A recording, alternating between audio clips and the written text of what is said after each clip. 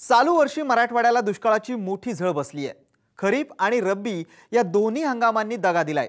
अशा नापिकी आणि दुष्काळाच्या स्थितीत लातूर जिल्ह्यातल्या देवणी तालुक्यातल्या होनाळी गावच्या वैजनाथ बिरादारांना यंदा केवळ 15 गुंठ्यात किमान 70 क्विंटल गाजराचं उत्पादन अपेक्षित आहे।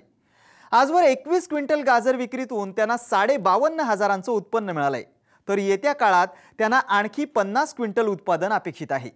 गाजराच्या पिकातून त्यांना 1.5 लाखांचा निव्वळ नफा अपेक्षित आहे। गेल्या 2 वर्षांपासून अवकाळी पाऊस, गारपीट, दुष्काळाच्या झळा सोसणाऱ्या बिरादारांना गाजराच्या पिकानं चांगला दिलासा दिलाय। आज आपण त्यांची यशोगाथा जाणून घेण्यासाठी लातूर जिल्ह्यात जाणार आहोत।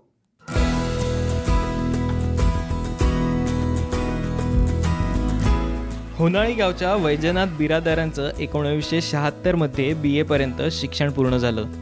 त्यानंतर त्यांनी शेतीला सुरुवात केली।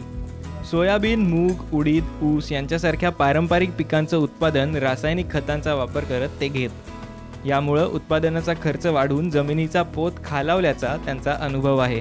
यावर पर्यायाचा ते शोधात होते।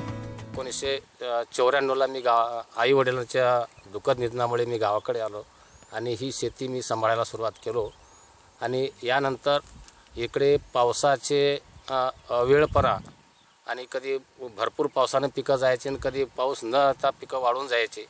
अशा परिस्थितीमध्ये मी माझ्या एकूण जमिनीपैकी 7 एकर जमीन पैकी नदीकडे फक्त 1 एकर जमीन आहे गावाच्या जवळ, आणि तेथे मी एक बोर घेतला आणि इथं आम्ही पाण्याखाली शेती घेण्याला सुरुवात केली।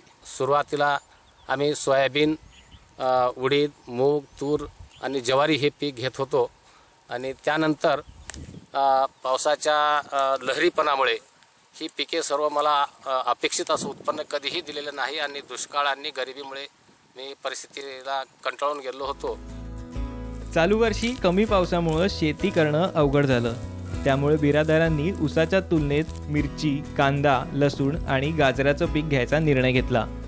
कमी पाण्यात कमी काळात येणाऱ्या या पिकांतून 4 पैसे मिळण्याची त्यांना अपेक्षा होती।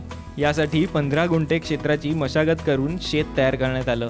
20 सप्टेंबर 2013 रोजी सरदार वाणाच्या बियाण्यांची टोकण केली। लागवडीनंतर अवघ्या 3 महिन्यात गाजर विक्रीसाठी तयार झाली। दरम्यानच्या काळात दर 10 ते 15 दिवसांनी मायक्रो स्प्रिंकलरनं पाणी दिलं। पिकांच्या काळात एकूण 5 वेळेस पाणी देण्यात आलं।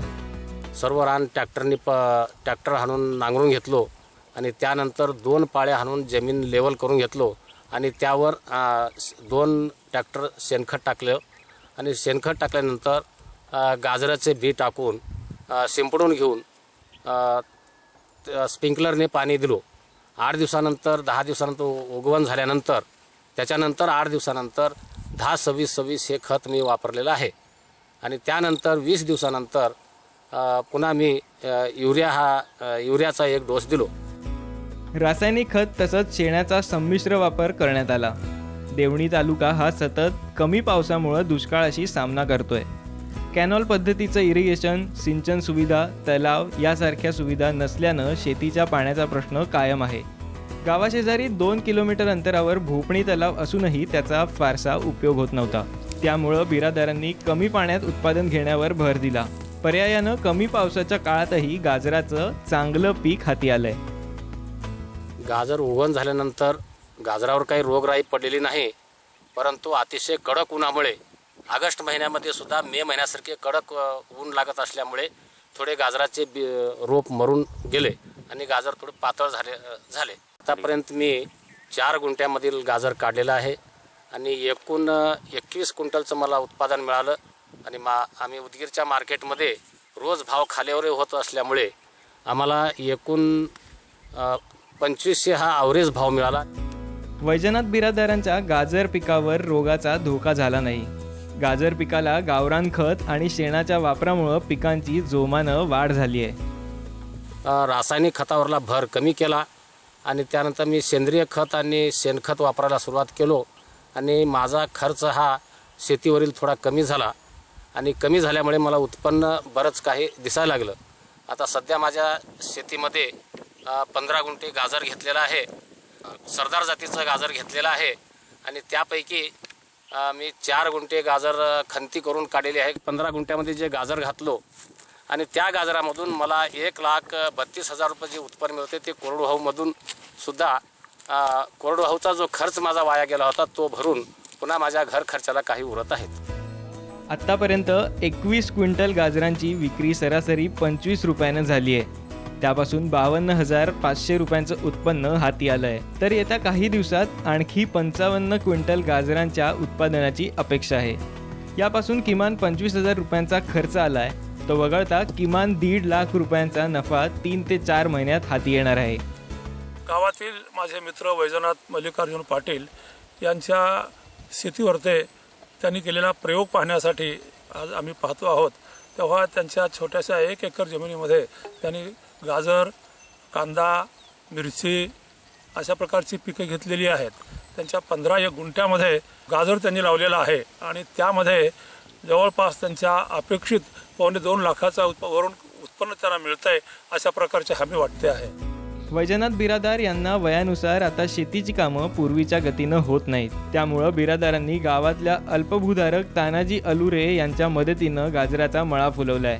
त्यांना नफ्यातला 4था वाटा देण्यात येतो. यावर्षी पावसाळा अतिशयच कमी झाल्यामुळे आणि सर्व पिके करपून आणि वाळून गेल्यामुळे सर्व शेतकरी अडचणीत येऊन आत्महत्या करण्याच्या मार्गाला लागले आहेत आणि कसलाही घर खर्च चालण्यासाठी त्यांच्याजवळ पैसा नाही. तरी मी 1 एकरमध्ये जे गाजर आणि इतर पीक मिरची कांदा घेऊन कोरडवाहूमध्ये गेला खर्च मी वापस मिळविलो आणि जगण्याचा मी प्रयत्न करीत आहे. तरी सर्व शेतकऱ्यांना विनंती आहे की आपल्या थोड्याशा जमिनीमध्ये जरी पाणी उपलब्ध असेल तर असे पीक घेऊन आत्महत्येपासून परावृत्त व्हावे. आज मराठवाड्यातला शेतकरी दुष्काळ, गतवर्षीची गारपीट यामुळं वैतागलाय. एकीकडं शेतकरी आत्महत्या करत असताना वैजनाथ बिरादार आणि तानाजी अलुरेंनी मात्र कमी काळातल्या गाजरांच्या पिकातून शेतीचं नुकसान भरून काढण्यात यश मिळवलंय. त्याचप्रमाणे शेतकऱ्यांनी नियोजन आणि संयम ठेवल्यास शेती नक्कीच नफा मिळवून देते यात शंका नाही. दीपक क्षीरसागर, साम TV, लातूर.